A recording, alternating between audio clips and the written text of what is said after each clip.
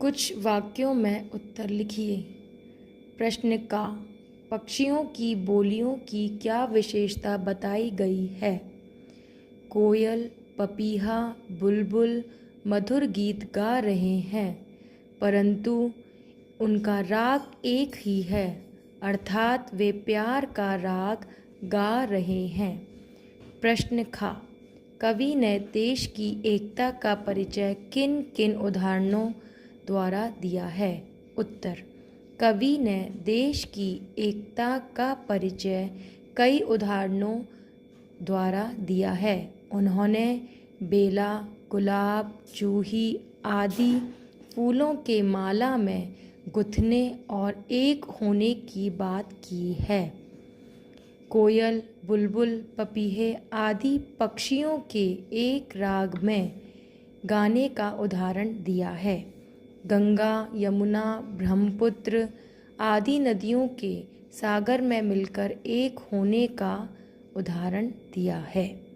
प्रश्न गा फूलों की माला और हिंद देश में क्या समानता है? जिस प्रकार माला में विभिन्न रंग, आकार, सुगंध वाले फूल एक साथ गुथे होते हैं, उसी प्रकार हिंद देश के कई धर्मों, भाषाओं, रंग, रूप, खान पान वाले लोग मिलकर रहते हैं। प्रश्न घ यह कविता हमें क्या संदेश देती है? उत्तर, यह कविता हमें मिलजुल कर रहने का संदेश देती है। जिस प्रकार विभिन्न फूल एक माला में गुथकर उसकी सुंदरता बढ़ा देते हैं, विभिन्न आवाज़ वाले पक्षी प्यार का एक राग गाकर मनोरम वातावरण बनाते हैं, सभी नदियाँ समुद्र में मिलकर एक होती हैं, उसी प्रकार हिंद देश के निवासी भी एक हैं। प्रश्न, हिंद देश के निवासी सभी जन एक हैं कैसे? उदाहरण लिखिए। हिंद देश के निवासी में 29 राज्य हैं। सभी राज्यों की भाषाएं, खान पान, संस्कृति, रहन सहन अलग अलग है। इसके बावजूद सभी मिलकर प्रेम और सद्भाव से रहते हैं। सभी धर्मों के लोग मिलकर विभिन्न त्योहार मनाते हैं। इस प्रकार कहा जा सकता है कि हिंद देश के निवासी सभी जन एक हैं। भाव स्पष्ट कीजिए।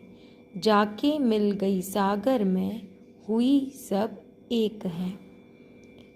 इसका भाव है, विभिन्न नदियाँ अपनी गति से चलती हुई सागर में मिलकर एक हो जाती हैं। सागर में मिलने के बाद उनकी स्वयं की पहचान नहीं रहती, वे सागर के नाम से जानी जाती हैं। इसी प्रकार विभिन्न राज्यों में रहने वाले लोग हिंद देश के निवासी अर्थात हिंदुस्तानी के नाम से जाने जाते हैं।